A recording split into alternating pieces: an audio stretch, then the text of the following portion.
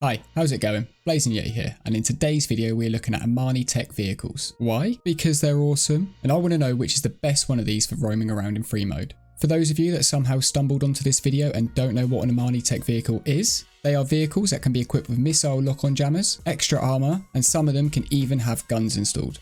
To gain access to these upgrades, you must own an agency. Then you need to take your elevator down to the garage. When you go down on the top floor, you will notice there is a lift already installed. Next to that lift, there is a laptop. Go to that laptop and you will see a list of every vehicle that can be upgraded with Imani tech. After you have purchased one of these vehicles and it is in the agency garage, you need to get inside of the vehicle, press the prompt, and you will be able to customize it. Just a heads up though, this did cost me a little over 15 million to do all of these cars. So what I'm going to do is I'm going to rank these based on a system that I completely made up, but I think it will work out okay. So I came up with 4 categories, which I will rank out of 10, and then I will total up all the scores, and at the end of the video we will see which one comes out on top. So the categories we're going to use are defense, speed, offense, and handling. Don't worry, I will explain how I came up with these rankings as we go. First up, we have the Deity. All vehicles in today's list have the same resistance to explosions, except one which I will get into later. This vehicle comes with bullet resistant windows that will take around 15 shots of most guns. I think weapons are very important when it comes to defense, because if they are too big or too weak, you're easily exposed to anybody. The Deity has a rather large front and back window and medium ones on the side. When taking all of that into consideration, I would have to give this one a 7. If it had smaller windows on the front or the back, I probably would have ranked it higher, or maybe if it had some louvers. The speed of the Deity is not bad at all. It has a higher top end than acceleration, so it does lack that oomph when you need to sort of get out of there quick, but it can still reach speeds of 117 miles per hour. So the way that I calculated how to rank speed was I used the top speed and the acceleration stat that Rockstar officially gave out, and then I found the averages between those, and that would give a ranking of 7.5. With offensive capability, the only thing that I am taking into account here is the ability to shoot back out of the window and if it can have any weapons installed. The Deity can be upgraded with a machine gun that does have pretty good firepower. It's very good against light armored vehicles, not so good against heavy armored vehicles, but the biggest problem for me with these guns is they are very low, meaning you're basically shooting kneecaps with this thing. However, it does have a high ability to fire back considering you have windows on all sides, so I'd have to give this one a 7. With handling, I have calculated nothing. I just straight up took the handling stat from Rockstar's official sources, and that gives it a ranking of 6.5. Like I said, I'm not going to give you the totals yet, you have to wait until the end and don't cheat. Next we have the Champion. Just like the Deity, this vehicle also comes with bullet resistant windows, but the Champion has much smaller windows on the sides and the back. However, the front window is larger, giving you more cover everywhere else except for head on, but that's where your guns are. So in general, I'd say it's pretty good and I would give it a 7.5. The Champion focuses more on acceleration rather than top speed, however it can still reach a massive 126 miles per hour. So this is just perfect for those sticky situations. Just like before, using the same method, this gives us a rating of 8.8.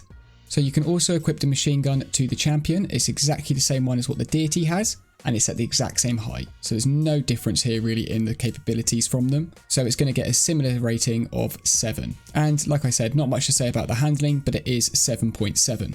Moving on to the Jubilee. Despite the fact that the vehicle looks like it should take more damage, it does not. It takes the exact same amount of damage as the previous cars we've looked at, and it also has bullet resistant windows just like those two. However, they are absolutely massive windows, meaning that you're going to get shot from every single side. So I have to give this one a rating of 5. This vehicle can be very deceiving when it comes to speed. It looks like it should be much slower than the Deity due to how heavy and how big it is. However, it actually reaches the same top speeds of 117 miles per hour, and it has slightly better acceleration, giving this one a stat of 7.7.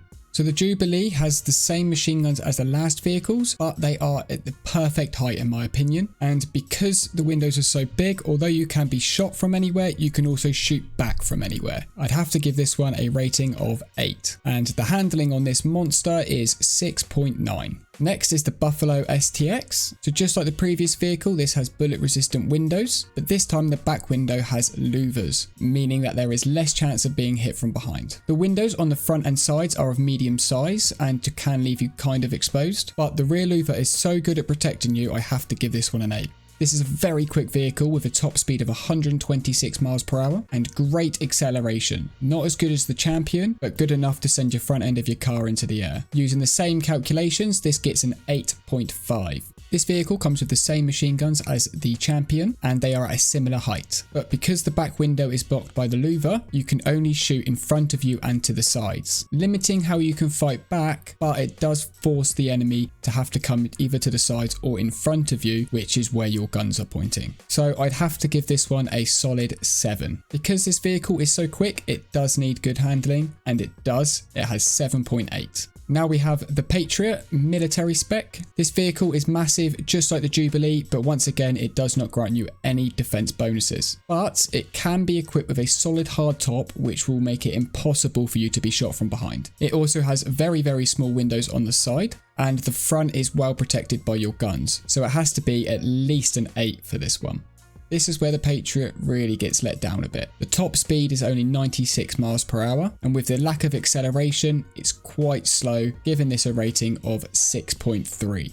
Patriot has good machine guns just like the others, and once again they are at the perfect height, like I said, in my opinion. Because the defense from the rear again is so good and the side windows are so small, it makes it practically impossible for someone to get you unless they are in front of you. So I have to give this one an 8. One thing though, this vehicle has a terrible turning circle, and the overall handling for it is 6. Onto the Granger. Once again, like the other big vehicles, there are no extra defense bonuses. It does come with bullet resistant windows again. However, the windows are massive again, not quite as big as the Jubilee, but they're still big enough to get shot from anywhere. This one has to have a 6.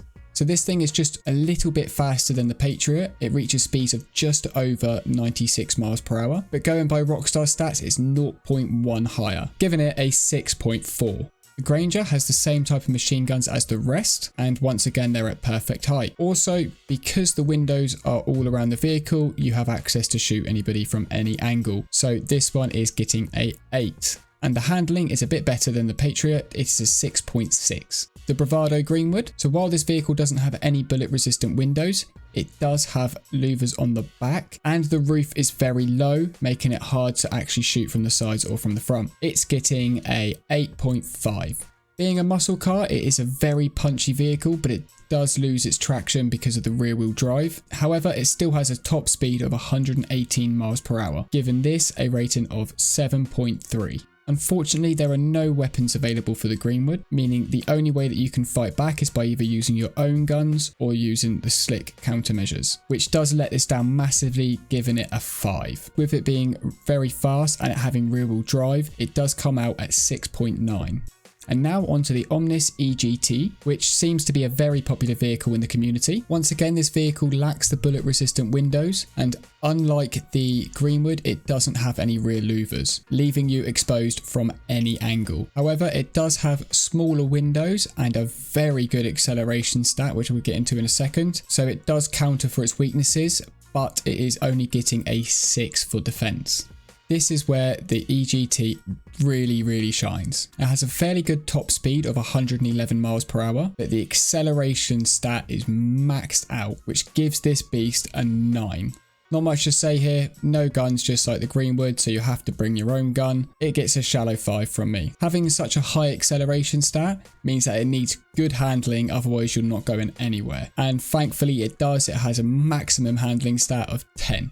Like I said at the beginning of the video, there is one vehicle that is unique to the rest of them. That is the weaponized Ignis. Unfortunately, this vehicle is only available on Expanded Enhanced Edition, and I'm playing on PC, and PC has not got any of that stuff yet, so I don't have footage, but we will go over it anyway. So we have bullet resistant windows again, and very small windows as well. So that makes it very good against gunfire. However, its resistance to explosions is terrible. It can take 1 rocket from near enough everything and 2 explosive rounds from a heavy sniper, making it incredibly weak. So it's only getting a 5 from me. However, because this vehicle is on the Expanded and Enhanced Edition, you are given access to upgrading it with a HSW engine, giving this a top speed of 146 miles per hour, and the acceleration is almost as high as the EGT, giving this a 9.1. So out of all of the cars that I've listed today, this is probably the best one for the offensive capability. It has a minigun mounted on top, so different to the rest of them, even more powerful, so I have to give this one a 9. So this also has one of the best handling stats, not as good as the Omnis EGT, but it has a stat of 8.3.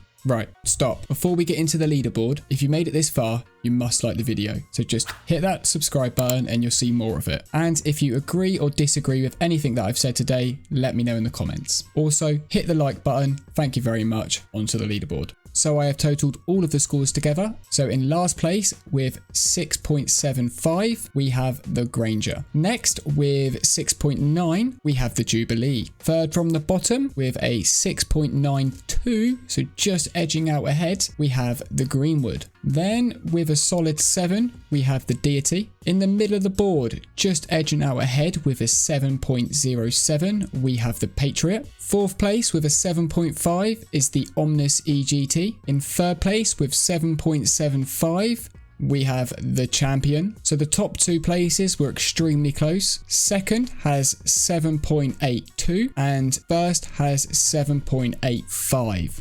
So in second place, we have the Buffalo STX, and in first place, we have the weaponized Ignis. And there you have it, best vehicles from Imani Tech. Thank you for watching, bye for now, see you next time.